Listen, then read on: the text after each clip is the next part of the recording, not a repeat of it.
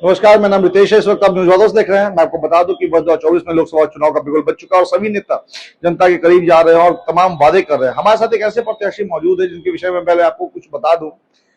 और लोग ऐसे होते हैं कि जब चुनाव का दौर आता है तो वो जनता के बीच जाते हैं और तमाम वादे करते हैं, लेकिन हमारे साथ एक ऐसे निर्दलीय प्रत्याशी है जो कि जनता के बीच में पिछले 5 सालों से वो रह करके उनके समस्याओं को सुन रहे हैं और अपने स्तर से वो समाधान करने की कोशिश भी कर रहे हैं। काफी नाम और काफी चर्चा है इनका। इनको लोग यहाँ डॉक्टर अभिषेक के नाम से जानते हैं। तो सबसे पहले हमारे चैनल पर आपका स्वागत है।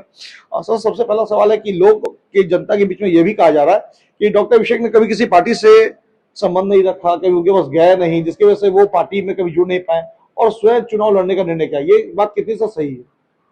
बिल्कुल सही है। मैं किसी पार्टी के पास नहीं गया, मैं एक उद्देश्य का पीछा कर रहा हूँ। मेरा मेरा सांसद बनना उद्देश्य नहीं है। मैं उससे बेहतर काम ऑलरेडी कर चुका हूँ और कर रहा हूँ। तो मेरा उद्देश्य है कि जो विचार और जो मैं उद्देश्य का पीछा कर रहा हूँ वो पार्टी अगर पूरा कर चुकी होती तो वो तो पहले ही हो चुका होता। और अगर मैं पार्टी के मान लीजिए एजेंट के रूप में अगर यहाँ कार्य करूंगा तो उनके अपने एजेंडा है, उसके हिसाब से मुझे वो थोपा जाएगा कि ये काम कीजिए। मैं राजनीति में एक नए विचार और नए उद्देश्य को लाना चाहता हूं।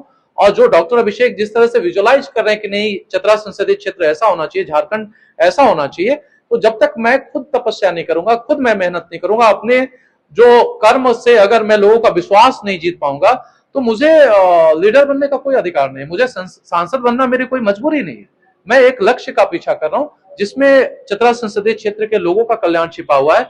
यहाँ के पशु पक्षी और जंगल के जो आधार और अस्तित्व है वो उसकी मजबूती छिपी हुई है। यहाँ फिर से नदी में पानी बहे उसकी चर्चा हमें करनी है। हमें नौ निर्माण करना है। अगर चतरा संसदीय क्षेत्र के यहाँ के जो उनके सांसद हैं, बीजेपी के हैं, पांकी में विधायक भी उनके हैं, जब पांकी के वो रोड नहीं बना सकते तो ऐसे पार्टी का सांसद बनकर मैं क्या करूंगा? सर, हमारा एक सवाल है कि पिछले 2 टर्म से यहाँ से बीजेपी की जो है कैंडिडेट यहाँ से विनिंग सीट पे जीत रही है। इस बार उन्होंने अपना कैंडिडेट चेंज कर दिया है। क्या इसका मूल रूप क्या था? यहाँ पे लोग ये भी कर रहे हैं कि यहाँ का लोकल स्थानीय निवासी यहाँ का होना चाहिए, क्योंकि पिछले तरफ से ये देखा गया कि लोग यहाँ पे आते हैं, जीतते हैं और अपने क्षेत्र में कभी घूमते नहीं है। यहाँ मूलभूत सुविधाओं के लिए जनता के बीच नहीं जाते हैं, इसलिए यहाँ लोकल जो है कैंडिडेट की इस बार मांग हुई है। सर, ये कितने % सही बात? बेसिकली देखिए, चतरा संसदीय क्षेत्र को एक चरागाह के रूप में यूज किया जाता है। आप कभी इस चीज का क्यों नहीं मांग यहाँ के लोग कर रहे हैं कि भैया हमको मजबूत ऐसा सांसद चाहिए कि हमारे यहाँ मेडिकल कॉलेज बनाए, इंजीनियरिंग कॉलेज बनाए, ट्रॉमा सेंटर बनाए, यूनिवर्सिटी बनाए, लोगों को एम्प्लॉयमेंट दे, लोगों को हर तरह की वो बेसिक सुविधा दे जो एक नागरिक का अधिकार है।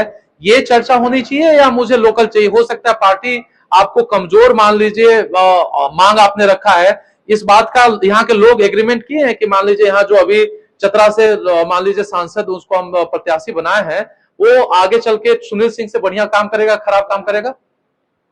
अगर मान लीजिए उससे भी बदतर अगर काम हो गया तो फिर क्या करेंगे लोग? पहले अगर कोई काम, मान लीजिए आप पत्रकार हैं, मैं आपका काम अगर आज अभी उठाऊं और ये दोनों